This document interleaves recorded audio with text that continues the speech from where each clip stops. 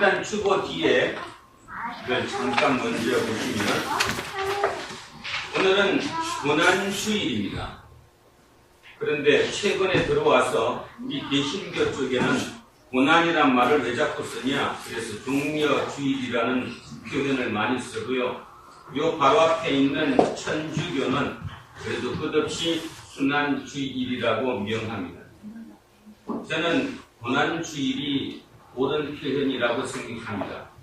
오늘은 고난주일, 예수님께서 고난을 당하셨던 그 일을 기억하며 우리 마음속에 한번 다시 다짐하고 새기는 그 날이 아닌가 그렇게 생각합니다. 그래서 혹여라도 또 다음에 나가서 왜 종려주일을 고난주일이라고 했느냐 이런 얘기에 딴 얘기 없으시기 바랍니다. 종려주일은 뭐죠? 종려나뭇가지를 들고 예수님이 예루살렘에 입성하실 때 환호했다는 의미죠. 그러니까 기쁨의 표시이지만 실은 오늘 그렇게 좋은 날은 아닙니다. 그리고 이제 오늘로부터 출발해서 이번 주 토요일까지 일주일간을 고난주간이라고 부릅니다. 이것은 이 고난주간은 우리 개신교뿐만 아니라 아랍 정교회, 그죠? 동방 정교회까지 모든 정교들이 같이 기념하는 또 생각하는 그 기간입니다. 많은 교회에서는 이제 고난주간에 새벽 기도를 하겠죠. 그래서 오늘 아침부터 아니면 내일부터 특별 새벽 기도회를 할 겁니다. 여러 이유가 있겠지만 제가 게을러일 수도 있고 또 제가 그 성향적으로 그런 걸 그렇게 썩 좋아하지 않았을지도 모르는데 우리는 새벽 기도를 하지 않습니다. 대신에 제가 거기다가 질문 3개를 올려놨습니다. 질문 3개. 다음 일주일 내내 이 답을 여러분 마음속에서 찾아보시기 바랍니다. 첫째 질문. 왜 그리스도교는 예수의 가르침과 반대로 율법과 성취의 종교가 되었는가? 한 번 더 얘기합니다. 왜 그리스도교는 예수의 가르침과 다르게 다를 정도가 아니라 완전히 정반대로 율법과 성취의 종교가 되고 말았는가? 두 번째 질문은 왜 성경을 가장 열심히 읽는 복음주의자들이 훨씬 더 폭력적인가? 복음주의자. 지금 전 세계 기독교인 가운데 가장 복음주의자의 최고 정점에 올라간 사람이 바로 트럼프입니다. 근본주의자라고도 부르기도 하고 좋은 표현으로 복음주의자라고도 합니다. 그런데 실은 가장 폭력적입니다. 우리는 거꾸로 알카에다 뭐였죠? 있잖아, 이슬람, 알카에다라고 그랬나? 그런 식으로, 이슬람교에 대해서 굉장히 부정적인 이미지를 가지고 있습니다. 왜 그런지 아시죠? 거기도 똑같습니다. 거기도 가장 소수파인 근본주의자, 그 근본주의자들은 총으로 직접 대놓고 싸워야 된다고 합니다. 그 소수 인원 때문에 우리는 이슬람을 잘 모르지만 이슬람에 친근하지 않습니다. 왜냐하면 소문을 너무 그렇게 과격한 쪽으로만 들었으니까. 똑같습니다. 상대방에서 우리를 보면 뭐라고 볼까요? 똑같이 보죠. 똑같이 봅니다. 그래서 두 번째 질문입니다. 왜 성경을 가장 많이 읽고 철저하게 성경 말씀대로 산다고 하는 복음주의자들이 왜 가장 폭력적인가? 세 번째 질문. 왜 그리스도교는 사람들의 삶과 의식을 변화시키는데 철저히 실패했는가? 예수님은 자기 목숨을 버렸는데 왜 우리는 철저하게 실패했는가? 이것에 대한 답을 오늘부터 출발해서 다음 주 토요일까지 일주일 내내 여러분 마음속에 깊이 새겨보시기 바랍니다. 아마 새겨보시면 다음 주에는 여러분이 부활할 수 있을 것이라고 믿습니다. 꼭 부활 그러니까 내가 죽었다 살아난다. 어쩌면 그 죽었다 살아나는 것보다 더 어려운 것이 내 마음의 변화입니다. 이 속이 변화되지 않은 상황 하에서는 별짓을 다 해도 안 된다는 거죠. 자, 오늘 이런 얘기부터 출발을 한번 해보겠습니다. 로마. 우리는 로마에 참 익숙합니다. 왜냐하면 성경이 그 시대를 얘기하고 있기 때문에 끝없이 설교를 들으면서 로마 했습니다. 그런데 그 시대, 로마 시대에 동양에는 중국에 진나라가 있었습니다. 여러분 아시는 진나라 진시황이라고 부르는. 여러분, 제 첫 번째 질문은, 이건 이 질문이 아닙니다. 그러니까 설교의 질문은, 진나라하고 로마가 싸웠다면 누가 이겼을 것 같습니까? 그냥 이게 질문이 그러니까. 근데 그냥 우리가 언뜻 생각하면 너무 우리는 로마에 익숙해가지고 당연히 로마가 이기죠, 그렇죠? 그러나 역사적인 증거나 역사학자들의 연구나 모든 걸 토탈해보면 그 당시는 진나라가 월등하게 로마를 앞섰습니다. 제가 왜 이것부터 출발하는지 잘 기억하지 않습니다. 그러면 오늘의 질문의 답을 약간이나마 좀 새롭게 볼 수 있게 될 것입니다. 자, 로마가 앞선 게 아니라 진나라가 훨씬 앞섰어요. 문명 자체가. 그러니까 동양이 서양을 완전히 이겼던 시대였죠. 실은 동양이 그 서양한테 지게 된 거는 실제적으로 300~400년 밖에 안 됩니다. 나머지 300~400년 전까지만 해도 동양이 절대적으로 서양보다 잘 살았습니다. 그리고 더 좋았습니다. 그러면 왜? 자, 첫 번째 왜 서양이 말도 안 되는데, 왜 말도 안 되는지 아십니까? 한번 생각해 보십시오. 동양 하면 인도, 중국, 그 다음에 뭐 이제 우리를 하면 작은 나라지만 우리나라. 집권이 많이 바뀌지 않았죠. 우리나라는 신라가 1000년 갔고요. 고려가 500년 갔고요. 그 다음에 조선이 500년을 갔습니다. 한 왕조가. 중국 물론 바뀌기는 했지만 그렇게 자주 바뀌진 않죠. 그 땅을 유지했죠. 로마라고 하는 그 로마 제국들은 굉장히 느슨했습니다. 느슨하다는 말할 때 이렇게 딱 직결되어 있는 것이 아니었어요. 요즘으로 따지면 뭐 독일, 프랑스, 스위스, 오스트리아 뭐 이렇게 얘기하는 그쪽들, 옛날에 그 나라 국경이 있었어요? 없었어요? 없었어요. 그래서 여러분 아시잖아요. 우리 루터 어디 사람이에요? 여러분 루터가 어디 사람이냐고? 독일 사람이라고 불러요. 그죠? 깔뱅, 장로교를 만들었다 얘기는 장 깔뱅은 어디 사람입니까? 프랑스 사람입니다. 그런데 기억해 보십시오. 장 깔뱅은 분명히 프랑스 사람인데 그가 사역했던 곳은 어디입니까? 그 유명한 이봐, 큰일 났네 이거. 어디였어요? 장 깔뱅이 기독교의 하나님의 가치를 가지고 한 도시를 움직였잖아요. 스위스. 어디죠? 스위스 제네바. 왜 지금 그 국제 유엔 기구, 국제적인 기구가 제네바에 많은지 여러분 아시죠? 그 도시가 굉장히 깨끗했고 도덕적으로 옳았던 곳이기 때문입니다. 바로 장관들이 거기에서 한 도시를 하나님의 방식으로 통치했기 때문이지요. 자, 결론을 뭔가 조금 보이실까 모르는데 이건 제 개인적인 사견이긴 합니다만, 자, 개인적인 사견이라고 얘기했습니다. 어느 학자가 얘기한 건 아니지만 제가 생각했을 때 왜 동양이 서양보다 훨씬 앞섰었는데 갑작스럽게 서양한테 우리가 집어먹혔을까? 왜 먹혔을까? 그 답이 뭘까? 저는 그 답을 예수 그리스도라고 믿습니다. 여기에서 답을 봅니다. 왜냐하면 시오노 나나미라고 하는 로마인 이야기를 썼던 유명한 여성이 있죠. 일본인이지만 실은 뭐 일본에서 산 사람은 아니고 특별하게 이탈리아에서 살았던 그 시오노 나나미의 로마인 이야기를 쓴 작가입니다. 그분한테 단도직입적으로 기자가 질문했습니다. 당신은 동양 사람이고 동양 사람인 당신이 보기에 왜 로마가 결국은 동양을 이겼다고 생각하느냐, 서양이 동양을 이겼다고 생각하느냐, 딱 한마디 해달라. 답이 뭐였겠습니까? 예수 그리스도. 답이. 분명히 졌는데 수천 년 동안 서양이 동양에 이기지 못했는데 단 불과 몇 년 사이에 서양이 동양을 완전히 집어삼켰어요.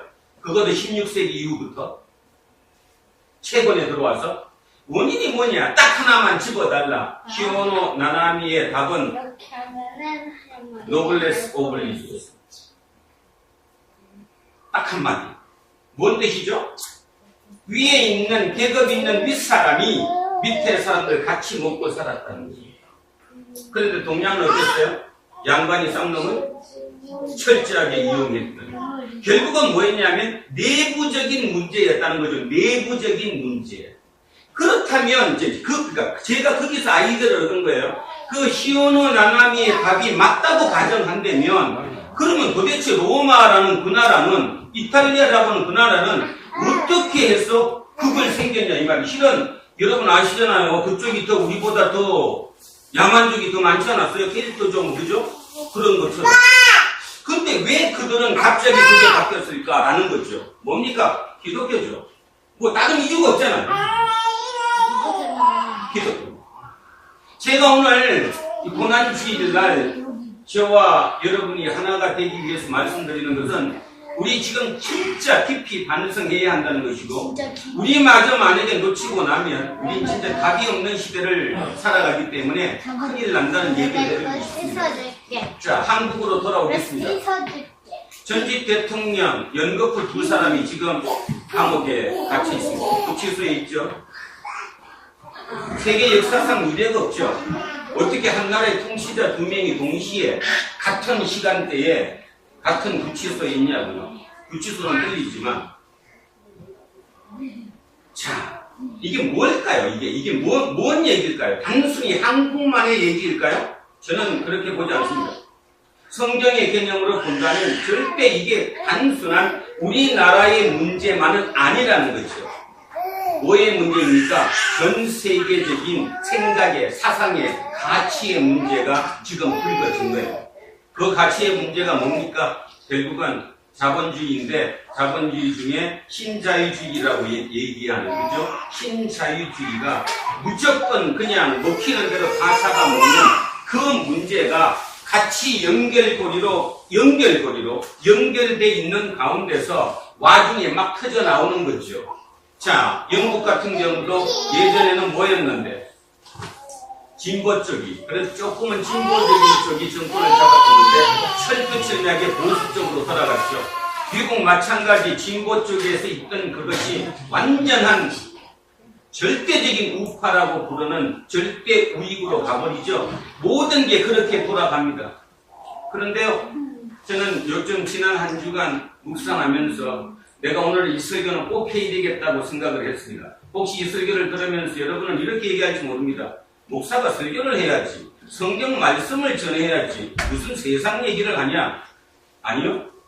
성경 말씀은 세상 얘기고 하나님은 우리에게 세상을 살라고 말씀하셨지 내 개인 하나 잘 먹고 잘 살라고 하지 않았다는 거예요. 지금 이 결과가 온 결국 답은 뭐였냐 하면 박근혜의 문제도 아니고 이명박의 문제도 아니고 따지면 결국 우리 모두의 문제였어요. 탐욕, 욕심, 돈이 들어가면 다 끝나는 거죠. 돈이 들어가서 이긴 곳이 하나도 없다는 것입니다. 지금. 그렇지 않습니까? 그렇죠. 세계 최대의 교회라고 하는 여의도 순복음교회도 돈이 들어가는 순간 하나님으로 출발했던 그 교회가 만문으로 완벽하게 끝났죠. 세계 기독교 장로회의의 가장 큰 곳이라고 부르는 대한민국의 명성교회 끝나는 거 보이시죠? 그럼에도 불구하고 우리는 지금 생각을 바꿀 생각을 하지 않아요. 그래서 제가 어저께 우리 한빈이한테 그런 얘기했습니다. 니네들이 살 시대는 진짜 삭막한 시대일지도 모른다. 어쩌면 우리는 지금 뭐부터 출발했죠? 우리가 살아올 때 장로님이 사실 때 옛날에는 한참 장로님이 막 잘 나가시고 젊은 시절에 그래도 우리나라는 중산층이 두터웠다. 70%의 중산층. 70대 30, 30대 70을 살았습니다. 그게 어느 날 갑자기 저희 세대로 조금 넘어오더니 뭐 2대 8세대, 20대 80.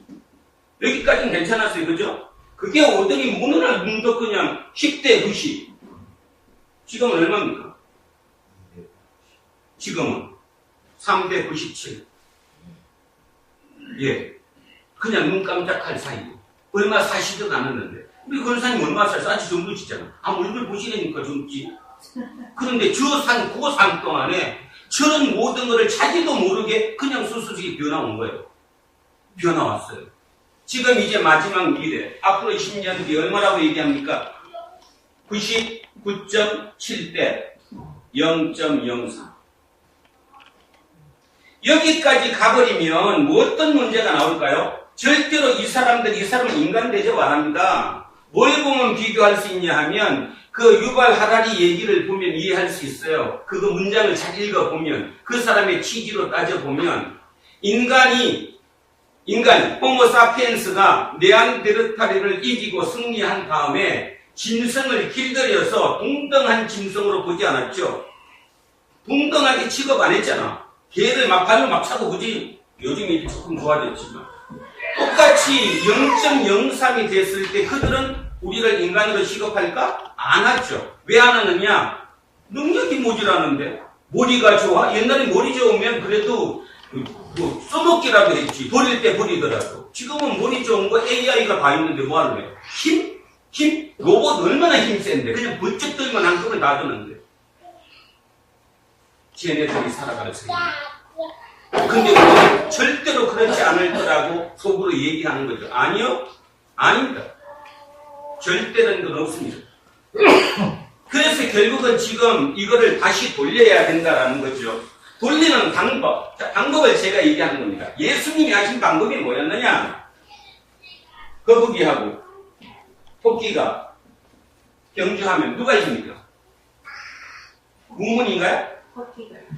누가 이겨요? 토끼가. 당연히 토끼가 이기죠. 그럼 이제 두 번째 질문. 여러분은 토끼입니까? 거북이입니까? 대답을 먼저 얘기할까요? 저는 철두철미하게 거북이입니다. 저는 어떤 면으로도 토끼를 쫓아갈 방법이 없습니다. 머리로도 안 되고요. 힘으로도 안 되고요. 그 다음에 돈으로도 안 됩니다. 내 자식들은 더 합니다.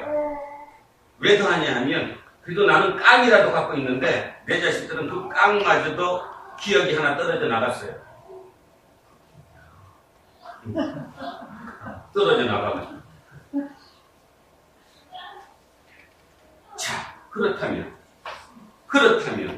어떻게 해야 됩니까? 답은 딱 하나인데 경기 룰을 바꿔야죠. 거북이가 토끼랑 땅에서 싸우는 게 아니라 땅에서 경쟁하는 게 아니라 어디로 돌아가야 돼요? 그렇지. 물러가야죠. 판을 바꿔야 된다는 얘기입니다. 이 얘기가 예수님의 십자가 죽음입니다. 한 번도 그렇게 생각해 보시지 않죠? 예수님의 십자가 죽음은 판을 바꿔준 겁니다. 그 판을 바꿔주니까 그들이 새 힘을 얻어가지고 동량을 먹은 겁니다. 넓게 봐서. 아니에요? 그런데도 불구하고 우리는 아직도 예수를 어떻게 생각하느냐? 나만 잘 되면 되는 거예요. 어떻게든 나를 힘줘갖고 나를 그치? 네. 절대로 아닙니다.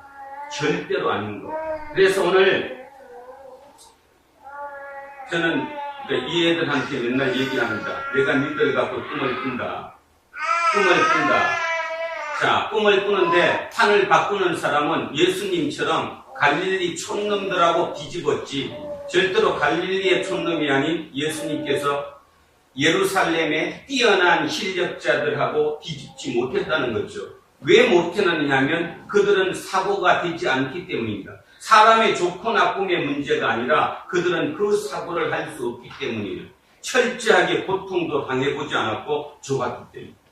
그래서 제가 오늘 그 그림으로 이렇게 영어로 써놨더니 또 우리 집사람이 또 이제 시비를 걸었어요. 당면도 먹으면서 영어 써놨다고. 한번 보시기 바랍니다.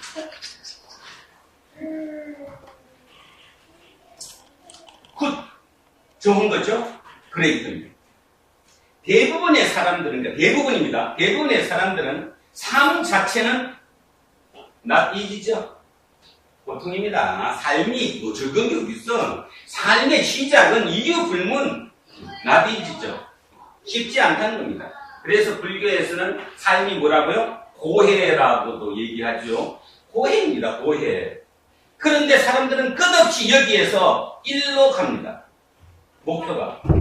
여러분들 지금 오늘 이것 때문에 왔잖아요. 어떻게 하면 좀 쉬워지지? 내 삶이 어떻게 하면 조금 더 쉬워지지? 어떻게 하면 내가 좋은 것을 향해서 한번 가보는 거지? 우리의 목적지는 여기에요. 여기. 그래서 예수가 왜 필요하냐? 여기서 일로 올라가는 힘 때문에 예수가 필요한 거예요. 지금 뭐 난리 났겠지 뭐. 아멘 막 난리죠. 아멘 하고 얼마나 난리 났겠습니까? 한마디 하면 목사가 해주는데 5만 명만 모여봐. 완전히 그냥 정신 나가는 거지 뭐. 얼마나 좋아. 한마디만 딱 하면 그치? 윤석전이처럼 나 목사는 말도 안 붙여요. 그 지팡이 하나 들고 지팡이도 아니지. 기가 막혀. 그건 완전 약장수에 어떻게 그 마이크를 그런 아이디어를 썼을까? 마이크를 길쭉한 막대기식으로 아주 딱 잡고 그것도 떠갖고 이렇게 가면서 그냥 완전히 그치? 그러니 그 사람들이 죽지. 제가 간혹가다 동영상 보면서 눈물 나립니다. 우리 어떤 애 같은 놈들이 거기 앉아갖고 막 박수치고 난리치는 걸 보면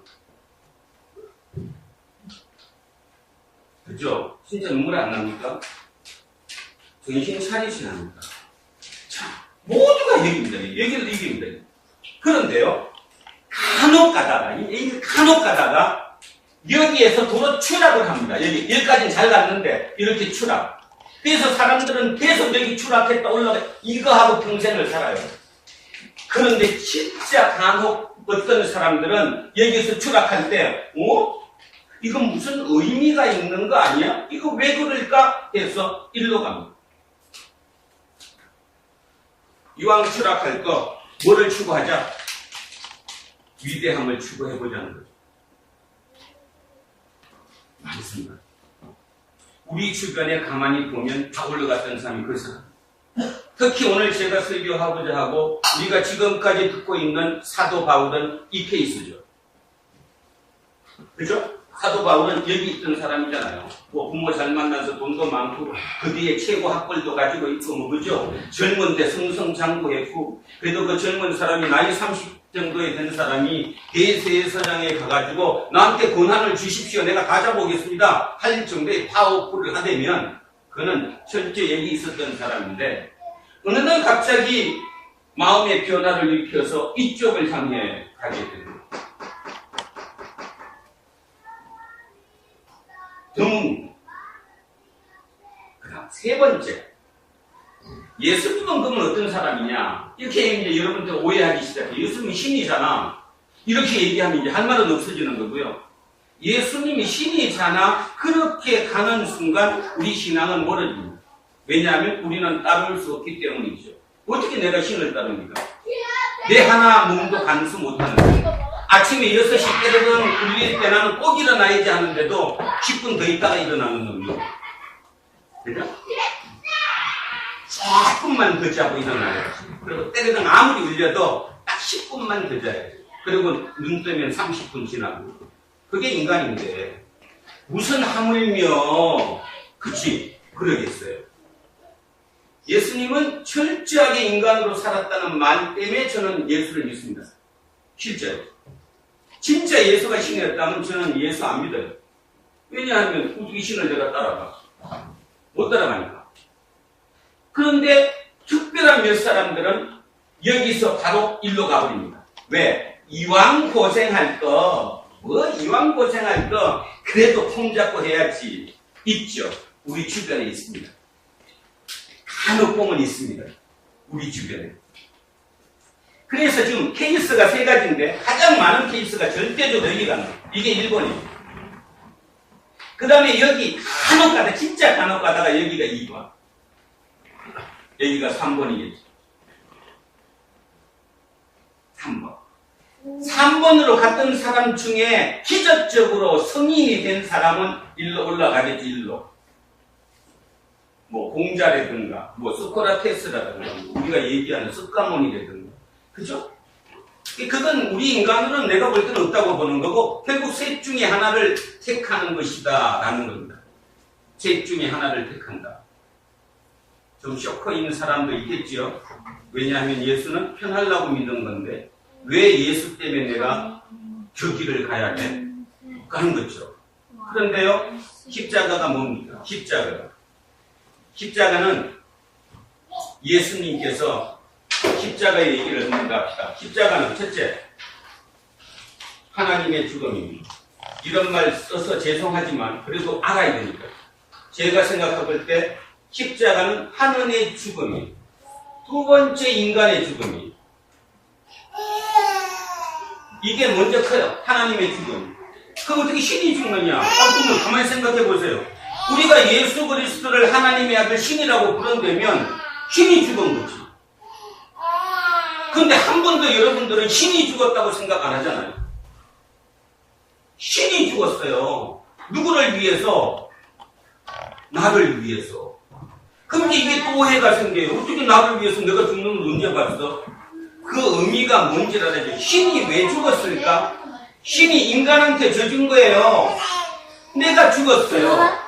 너가 나를 대신해서 살아라. 그래도 조금 이해 안 가면, 혹시 이런 얘기 들어보셨어요? 저기 뭐 부산 어디에 톨게이트에서 어떤 분이 통행료를 내고 가면서 내 뒷차도 받으시라고 내줬더니 거기 이제 뒷차가 또 들어오니까 앞차에서 내고 가셨다고.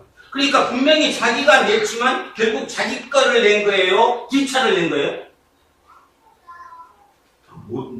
차 냈어요. 아니, 그러니까 차가 제일 먼저 내가 만약에 통과를 할 때 톨게이트를 내가 돈을 지급하고 그 다음에 내 뒷차의 요금까지 내가 내고 통과했다면 다음에 왔어 이제. 그러면 이분이 뭐라고 그랬어요? 냈는데요? 통행료 냈습니다. 누가 냈어요? 앞차가 내고 갔어요. 그러면 그냥 갈까요? 또 내고 갈까요? 내죠. 누구를 위해서? 내 뒤를 위해서. 예수의 죽음은 그거요. 예수의 죽음이 막연하게 저 멀리 얘기가 아니고 실제적인 내 얘기인데 우리는 이걸 실제적인 얘기도 한 번도 안 듣는 거예요. 한 번도 안 들으니까 그런 일이 벌어지는 거예요. 그죠? MB처럼. 뭐 들리는 말로는 30조 원 된대요. 뭐 필요가 30조 원? 그 제가 30조 원을 5만 원권으로 바꿔갖고 도배를 다 해도 성남시 도배 다 못해. 30조 원이.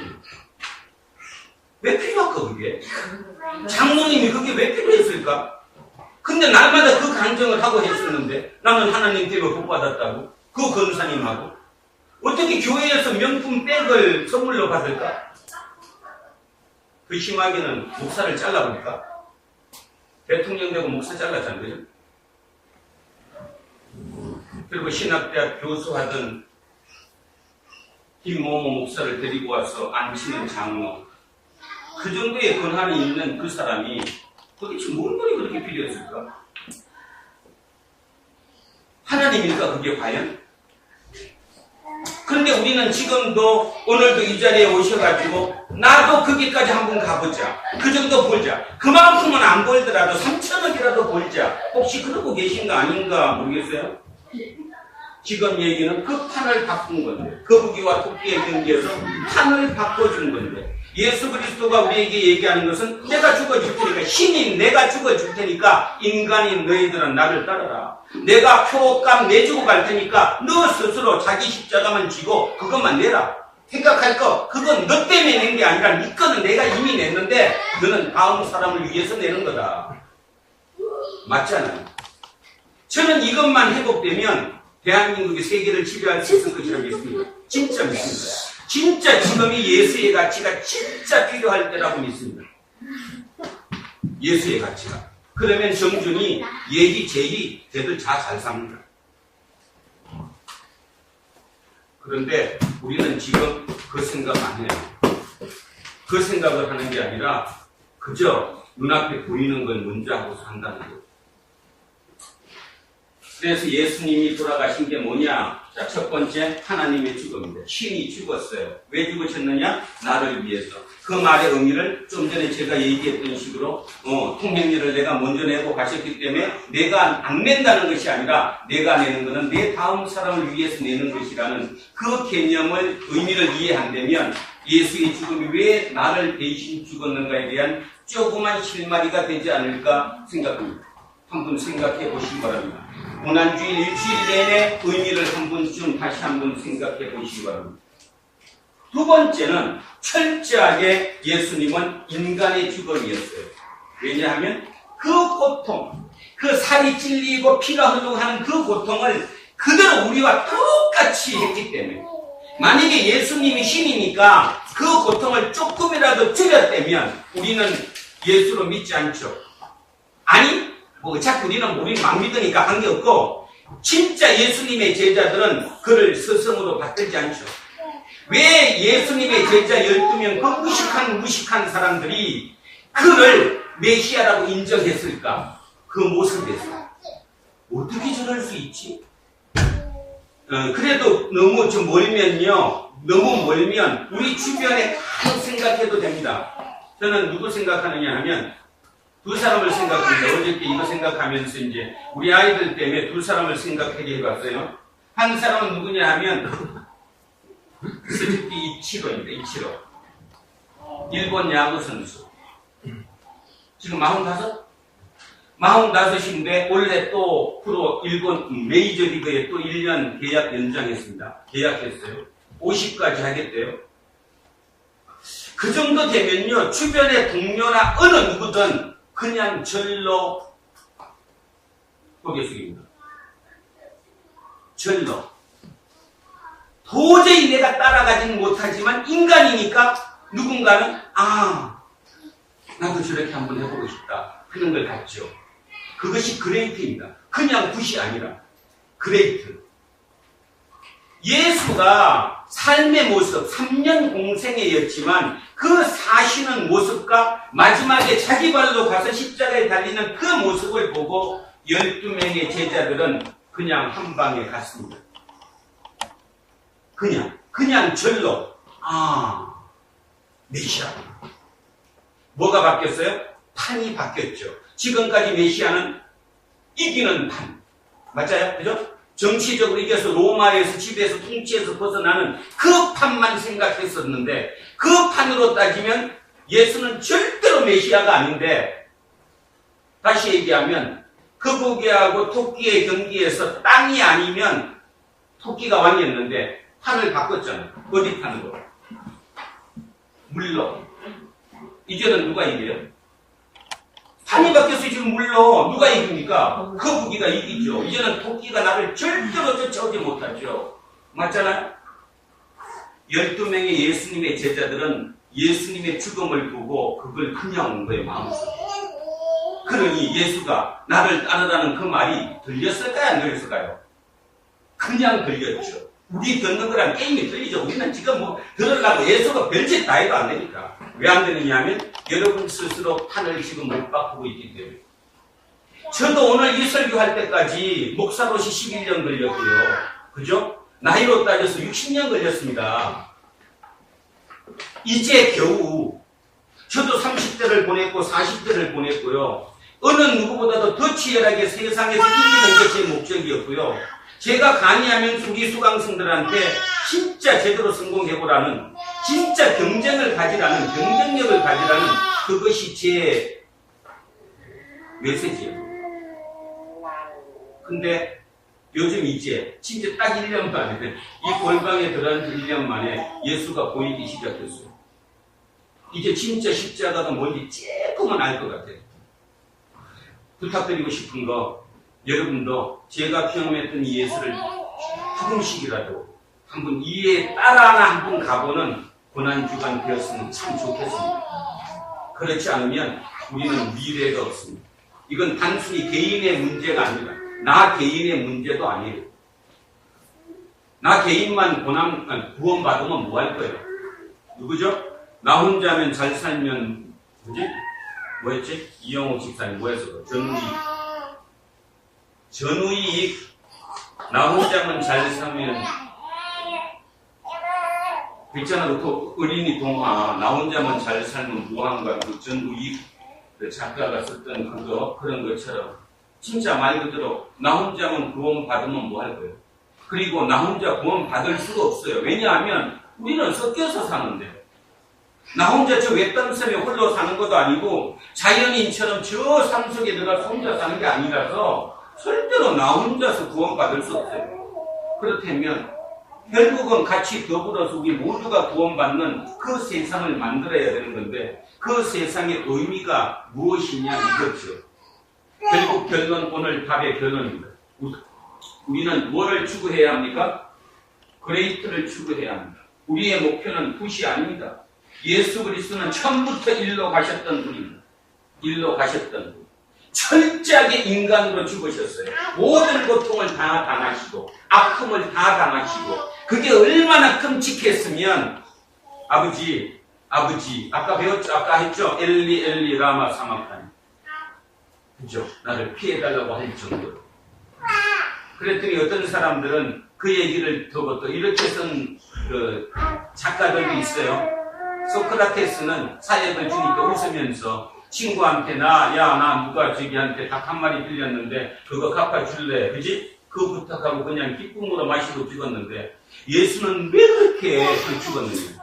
그 말의 의미를 역으로 생각하면 철두철미하게 예수님은 인간으로 죽었어요. 그 다음에 마태복음 보면 26장에 나오죠. 돌아가시기 전에 아버지 저를 구원해 주십시오. 그 말을 여러분들은 그냥 들었지만 저는 그 말이 너무 가슴을 탁 땄어요. 아니 하나님의 아들이 왜 구원을 해달라고 그랬을까?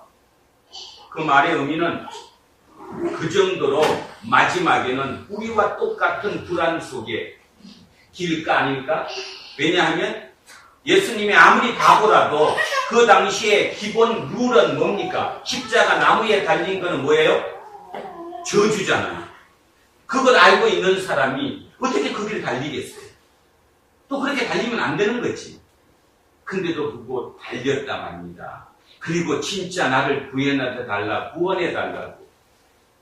그 인간적인 분, 그분이 예수 그리스도였다는 거예요. 그래서 오늘 예수 그리스도의 고난주일에 우리 머릿속에 기억해야 될 것 딱 두 가지입니다. 예수 그리스도의 죽음은 하나님의 죽음이다. 하나님의 죽음은 결국 나를 위해서 죽었는데 그 의미가 무엇인지 알아야 된다. 하나님의 뜻은 저 하늘의 뜻이 이 땅에서 이루어지는 것이 하나님의 나라의 목적이다. 고로 뭐라고 얘기하든 세상에 뭐라고 얘기하든 결국 우리는 그 목적을 이루는 하나님의 일꾼일 수밖에 없다는 것. 그것을 버려서는 절대로 안 된다는 것. 그러면 어떻게 사는가는 답이 다 나왔다는 것. 답이 다 나왔어요. 고난의 길을 이것을 위해서 그레이트를 위해서 이 길로 한번 향해 보는 거예요. 내가 여기 갔으면 다시 사도 바울처럼 내려와서 이쪽을 향해 한번 가보는 거예요. 안 가보기 때문에 모르는 거지 가본 사람은 경험하고 나면 그 쾌감은 진짜 말로 형용할 수 없는 어떤 쾌감, 어떤 행복감 무엇인가를 느낄 거니까. 대한민국뿐만 아니라 우리 모두는 지금 위기에 처해져 있습니다. 지구촌 전체가 위기에 처해져 있는데 제가 아까 모두에 말씀드렸던 것처럼 신자유주의가 지금 심각한 문제를 일으키고 있습니다. 그 가운데 불거지고 있는 정치적인 변화라든가 모든 게 상상을 초월하는 정도로 변하고 있죠. 그럼에도 제가 진짜 하나님이 이 민족을 진짜 특별하게 생각하신다고 판단하는 근거는 뭐냐? 그 많은 와중에 다른 데는 자발적으로 어찌 보면 정치적인 자발적으로 그렇게 뽑았지만 우리는 촛불혁명이라고 하는 전혀 색다른 방법으로 새로운 정권을 만들어냈다는 점에서 대단한 거예요. 만약에 이게 촛불혁명이 아니라 진짜 인위적인 어떤 혁명을 통해서 두 대통령을 저기다 넣어놨다면 지금 대한민국 난리 났을 겁니다. 안 그러겠어요? 네가 오른 게 내가 오른 게서 완전히 박살났을 거예요. 근데도 불구하고 지금 하나님이 이 나라를 축복하셔서 진짜 축복하셔서 우리한테 이런 계기를 가르쳐주는 것. 너네 지금 잘 먹고 잘 살지? 조금만 더 크게 봐. 그러면 너네 나라가 이 지구별의 리더가 될 수도 있지 않아? 2000년 전, 3000년 전에 모세라고 하는 젊진 않았지만 그 사람이 생각하기를 히브리 민족이 하나님의 선민이다. 그래서 우리는 그 유일신 그 하나님을 믿고 새로운 나라를 건설해야 된다 했던 그 기로부터 출발해서 이제 다시 이 시점쯤에는 그래도 새로운 히브리 민족이 한민족이 아닐까? 뭐 꿈이겠지만 그런 꿈도 한번 꾸어야 되는 거 아니에요? 여러분 각자 고생하시는 거 다 압니다. 날마다 불행하고 고통이 많고 그럴 때마다 이 고통이 나만 가지는 게 아닌가 그럴지 모르겠는데 그럴 때 기적적으로 바뀌는 겁니다. 아, 하나님이 나에게 축복하셨구나. 어디로 가라고? 그레이트로 한번 가보라고. 어차피 고생할 거 그레이트를 한번 향해 보라고. 그것이 하나님의 메시지 아닐까 저는 그렇게 생각합니다. 이런 말은 여러분이 동의를 못할 수도 있기 때문에 조심스럽고 또 죄송하기도 합니다. 그러나 얘기를 안 할 수는 없는 거니까 제 인생을 돌이켜보건데 왜 나락으로 떨어뜨렸을까? 제 나이 40대 후반에 진짜 뭔가를 한번 창창하게 남들처럼 꿈꾸며 남들처럼 똑같이 살아야 할 그 시점에 왜 나를 떨어뜨렸을까? 지금 돌이켜 생각해보면 그것은 하나님의 큰 축복이었다고 저는 말로 아니라 진짜 진심으로 믿습니다. 그래서 우리가 향할 길은 이쪽이라는 것을 잊지 않으시는 저와 여러분 되었으면 참으로 좋겠습니다. 자, 그래서 이제 그 기본 개념을 넣고 오늘의 본문을 살펴봅니다. 자, 이제 그 얘기를 먼저 하죠. 지금 어떻게 됐어요? 지금 우리 본문이 어떻게 됐느냐 하면 할례 문제가 불거졌어요? 안 불거졌어요? 할례 문제가. 그러니까 예루살렘 공동체에서는 안 된다. 근데 누구하고 누가 올라갔죠? 바나바하고 바울이 올라가서 이제 우리 쓰는 표현, 젊은 애들이 쓰는 표현으로 따지면 한번 맞짱 붙은 겁니다. 근데요, 가만히 생각해 보세요. 이 게임이 안 되는 거거든요. 절대적인 곳이 예루살렘 공동체고 안디옥에 있는 그 소수 공동체가 어떻게 얘기를 이렇게 듭니까? 그런데도 불구하고 말 그대로 진짜 성령의 역사라고 얘기하는 거죠. 올라갔더니 이상한 일이 지난주에 벌어졌어요. 베드로가 예수님의 수제자라고 부르는 베드로가 뭐라고 했냐 하면 나도 한 10년 전에 고넬료라고 하는 이방인들을 내가 해본 적이 있는데 맞아. 할례 없이도 구원받을 수 있어. 그 얘기를 했어요.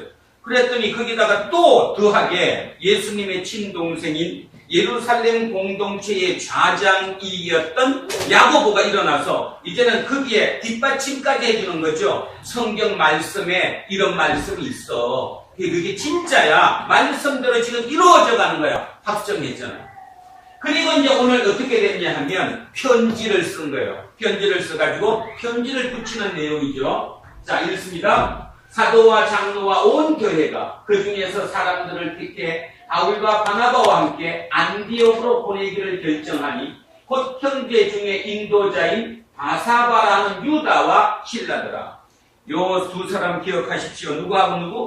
유다하고 실라를 대표로 보냈다는 거예요. 그 편지에 편지를 붙여 이르되 편지가 이렇게 생겼어요. 편지 읽습니다. 사도와 장로된 형제들은 안디옥과 수리아와 길리기아에 있는 이방인 형제들에게 문안하노라. 그런즉 우리 가운데서 어떤 사람들이 우리 지시도 없이 나가서 말로 너희를 괴롭게 하고 마음을 혼란하게 한다 하기로 사람을 택하여 우리 주 예수 그리스도의 이름을 위해 생명을 아끼지 않은 자인 우리가 사랑하는 바나바와 바울과 함께 너희에게 보내기를 만장일치로 결정하였노라. 25절 보면서 뭐 안 넘겨요? 아니 도대체 예루살렘 공동체에 지금 야고보와 베드로와 그 사도들 핵심 멤버들이 누구를 사랑한대요? 바나바와 바울을 극찬을 하고 있는 거죠. 극찬을. 속으로는 지금 열받아 죽겠는데, 그지? 어디 감히 니들이 나한테 얘기를 해? 나한테 지금, 나한테 애겨? 이렇게 얘기했을 텐데, 이렇게 표현을 했어요. 그리하여 유다와 신라를 보내니 그들도 이 일을 말로 전하니라. 성령과 우리는 여기에 핵심이 저는 성령이라고 생각합니다. 야고보와 베드로가 성령을 알았다는 거예요. 자, 여기서 성령을 잠깐 다시 한번 우리 생각 한번 해볼게요. 우리는 성령이 너무 눈에 익고 너무 귀에 익어가지고 성령 여기서 이렇게 하는 거예요. 저 성령이 뭘까요? 제자들이 3년 동안 예수님을 쫓아다녔는데 보통 사람이 아닌 거예요.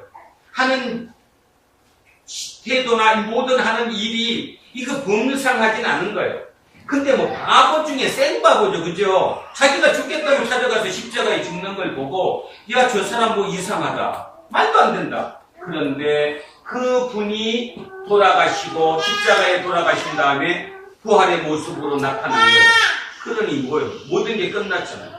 그럼 그 부활의 모습으로 나타난 것을 여러분은 이렇게만 생각해요. 눈으로 봤다. 근데 기억하시나요? 엠마오 가는 길? 엠마오 가는 길. 옆에 예수님이 붙었어요? 안 붙었어요? 붙었어요. 그런데 알아봤어요? 못 알아봤어요? 못 알아봤어요. 그러면 예수를 어떻게 알아봤어요? 감으로, 모습으로, 행동으로 알아본 거예요. 그러니까 예수는 이미 육은 없어졌어요? 안 없어졌어요? 다른 모습으로. 육의 모습은 없어졌어요. 따지면, 그죠? 다른 모습으로 나타나는 건 이제 차후의 얘기인 거고, 우리 보던 모습으로 안 나타난 거예요.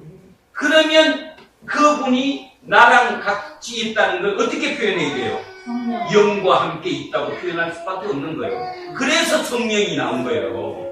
이 말은, 성령과 함께 이 말은 예수님이 지금 우리의 눈으로 보이진 않지만 그 예수 그리스도와 우리가, 그러니까 이 얘기도 지금 예수님과 우리가 함께 한다는 거죠.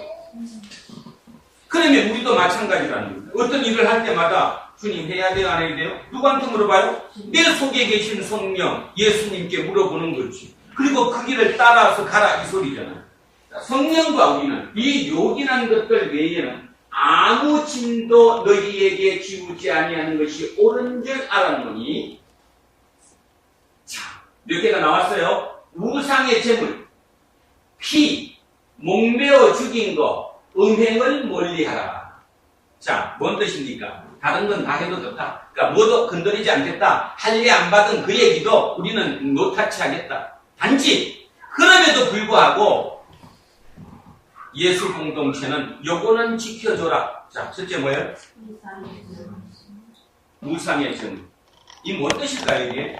그 당시에 이방, 그러니까 지금 얘기한 로마 쪽에는 신전들이 원체 많았죠. 우리 세계사 보면 나오잖아요. 그죠? 제우스 신전부터 뭐 허다한 신전이 있으니까 그 신전의 공통점이 뭐냐 하면 제사 지내는 거예요. 근데 제사를 뭘로 지내요? 아, 우리 지금 제사 뭘로 지내요? 떡도 만들고 고기, 소자가 지내죠? 그렇죠. 당연히 그 시대에 소고기라든가 양이라든가 이런 고기는 어디를 먼저 갔다 와야 돼? 제물로. 그렇죠. 제물로 먼저 딱 그렇게 따놓고 제사 드린 다음에 그게 밖으로 나와서 판매가 되는 거거든요. 그런데 기독교 공동체, 예수님의 공동체들도 전혀 의식 없이 그냥 그 고기 사다 먹는 거죠. 그래서 야고보의 얘기는 뭔 얘기예요? 그래도 그건 좀 지켜야 되지 않을까? 그 얘기예요. 그러니까 그거 먹는 거, 그거 우상에게 제물로 준 거는 한번 지켜달라. 두 번째는 뭐? 피. 뭔 말이냐 하면 양을 잡을 때 이 목을 칼로 찔러갖고 피를 빼내고 잡아야 되는데, 왜냐하면 피가 생명이니까. 이 사람들은 일부 그 당시의 신전에서는, 요즘도 그런 거 있는데, 저도 요셉이 만날 때 그거 먹었는데, 사슴피. 사슴피 그거 좋다고 해갖고 그때 막 그냥 그저 이렇게 사슴피 봐도 다 조자리에서 먹잖아요. 먹었어요. 신전에서. 바로 찔러가지고 피가 좋다고. 그러니까 얘기하는 거예요. 우리 입장에서는, 하나님 입장에서 피는 생명이다. 남의 생명을 그냥 먹으면 안 된다. 피는 흘려보내야 된다. 그러니까 몸에달 그거 죽은 거 먹지 마라. 목 매단 건 하지 마. 목 매달면 피가 안 쏟아지잖아요. 이해가요? 목을 매달면 피를 쏟고 죽는 게 아니니까 그렇게 죽인 것에 대해서는 그렇게 해서 먹지 말라. 그 다음, 뭐 나왔어요? 예? 음행을 멀리하는. 음행은 뭐예요? 그때 이거예요. 예를 한번 들어볼게요. 우리 집으로 예를 들면, 만약에 예를 들면 그 시대로 돌아가면, 집에 소출도 안 되고, 남자 셋이 있는 게 비실비실한 거예요. 하나, 둘, 셋. 비실하고 이거 뭐, 그냥 일도, 그때 다 노동력이 필요한데, 그러니까 이제 저 여성분이 빨리 신전 갔다 와. 빨리 신전에 가서 뭐 하고 와? 신창과 화합하고 와. 에너지를 얻어와. 그때 큰 그 신전들, 그러니까 제우스 신전이나 큰 신전들은 한 신전당 그 창기, 그러니까 신창이라고 그러죠. 신과 합의를 하는 것이니까 신과 합의를 하는 그 신창들이 3,000명씩 있었다고 해요. 대단하죠, 3,000명. 그리고 여러분 성경에 아시는 그 막달라 마리아라고 얘기하는 그 막달라 마리아는 신창입니다. 그러니까 일반 그냥 우리가 생각하는 창녀라고 얘기하는 그 창녀가 아니라 신전에 있었던, 신전에서 그 일을 담당했던 여사제예요. 근데 신전의 여사제는 그 일을 담당하는 거죠. 남자, 여자 합의를 통해서 에너지를 받는. 그러니까 그 시대예요. 그거를 어디서는 하지 말라. 예수 공동체에서는 이제 그 짓은 하지 말자. 이거를 내가 부탁한다. 이렇게 얘기했어요. 지금 이 얘기는 오늘의 우리에게도 필요합니다. 어떤 면에서 필요하냐면 형식적으로 뭐 할례를 해야 구원받는다. 이런 거 다 떠나고 기본적으로 그래도 지켜야 할 거는 지켜라 안 지켜라? 지켜야 된다. 기본적인 건 지켜야 된다. 그런데 우리는 그 기본을 안 지키고 있잖아요. 우리 어떤 애한테 물어봐요. 지키나 안 지키나? 전혀 안 지켜요. 요즘 젊은 애들. 그냥 교회 댕기는 건 교회 댕기는 거고, 밖에 가서 지할지 다 하는 것은 똑같이 하는 거고. 그러니까 결국은 이 기준이 안 바뀌는 거예요. 기준이 안 바뀌니까 항상 토끼 입장에서는 이 거북이는 바보 중에 바보예요. 거북이가 자기들의 힘을 모아서 자기들의 룰을 만들어야 되는데, 새로운 판을 짜야 되는데, 우리 거북이들은 절대로 그걸 못해요. 지금 그 얘기랑 똑같은 거예요. 제 얘기를 빗대면. 야고보가 얘기한 것은 그래도 우리는 소수 공동체다. 예수쟁이 소수 공동체는 소수 공동체로서 힘을 지켜야 되는데 그 지키는 공간은 저 정도는 우리 지키자. 그래서 우리가 저들과 구별되게 해라. 어떻게 해야 될지 모르겠습니다. 유연하다는 걸 무조건 받아들인다 하고는 틀리는 거거든요. 그래도 가장 기본적으로 내가 지켜야 할 건 지켜야 되는 것인데 그걸 과연 우리는 지키고 있는가? 아니라는 거예요. 그래 놓고는 끝없이 자기도 거북이가 한번 토끼 잡아보겠다는 거예요. 미친 짓입니다. 절대로 못 잡습니다. 절대로. 판을 바꾸기 이전에.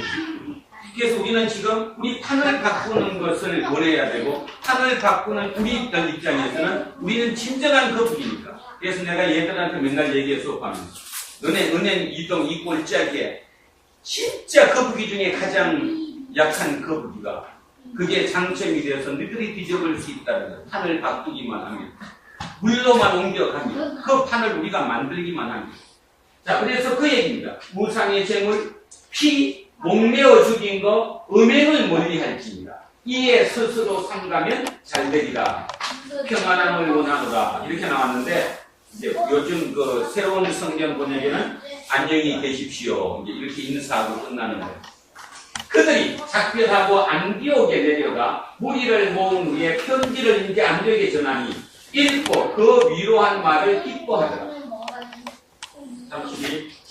유다와 신라도 선지자라 여러 말로 형제를 권면하여 굳게 하고 얼마 있다가 평안히 가라는 전송을 형제들에게 받고 자기를 보내던 사람들에게로 돌아가되 어디서 와서 이들이? 예루살렘. 그러니까 돌아갔다는 거예요. 그런데 34절이 뭐예요? 34절 뭐라고 했어요? 없어. 저 자리에 뭐가 있었냐 하면 바울하고 아니 지금 누가 왔죠? 유다하고 누구하고 왔죠? 신라하고 왔는데 이제 바로 다음 주부터 나올 2차 전도 여행에 마가 요한을 데리고 가자는 것 때문에 바울과 바나바가 싸워야 안 싸워요? 여러분 너무 잘 아시는 싸우죠? 그래갖고 바울이 누구 데리고 가요? 실라 데리고 가요. 내가 조금 시간이 길면 그 얘기도 하는데 그 얘기는 좀 상관입니다. 하여튼 그건 기억하셔야 됩니다. 여기 지금 내려왔던 예루살렘에서 내려왔던 누구가? 실라가 누구하고 같이 팀을 맞춰서 바울하고 2차 전도 여행을 가게 됩니다. 그래서 여기 업성이라는 이 얘기는 이 자리에 뭐가 있었던 자리냐 하면 누구만 가고 유다만 가고 누구는? 실라는 남았다. 근데 이걸 뺐어요. 왜 뺐는가에 대해서는 뭘수록 신학자들 사이에 논란이 많지만 결국 우리가 알 거 이 없음이라는 뜻만 참고로 알아두시기 바랍니다. 원래로 따지면 저 자리에 바울은 유다는 가고 실라는 남았다. 그래서 실라가 나중에 바울과 함께 갔다. 이렇게 연결돼야 되는데 그거를 뺐다는 것입니다. 자, 마지막. 바울과 바나바는 안디옥에 유하며 수다한 다른 사람들과 함께 주의 말씀을 가르치며 전파하니라. 자, 이렇게 해서 오늘 우리는 드디어 기적적인 역사의 한 페이지를 이제 마무리합니다. 사도행전은 총 몇 장입니까? 28장입니다.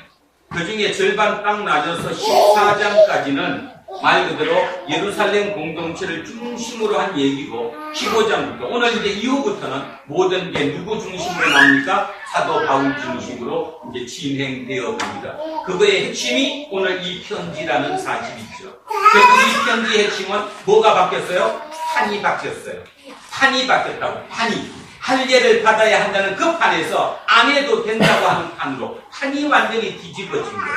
이 판이 뒤집어진 이 판의 뒤집음 때문에 오늘 우리가 이 얘기를 듣고 있는 거고 제가 모두에 처음 말씀드렸던 것처럼 서양이 동양을 이기게 된 원인을 그리고서 출발했다는 사실. 그래서 역사적 사실이라는 것은 그렇게 아주 사소한 그 일로 말미암아 한 전체가 바뀌는 그 일이 일어난다는 것. 그 일을 우리 두란노 교회가 한번 해보자고 감히 말씀드리고 싶습니다. 멋있게 할 필요도 없고요. 마음속에 예수의 죽음, 예수의 십자가 달림, 그것이 왜 나를 대신해서 죽었는가, 그 뒤로부터 출발해서 우리가 판을 바꿀 수 있는 우리 모두가 되기를 주의 이름으로 축원합니다. 기도하겠습니다.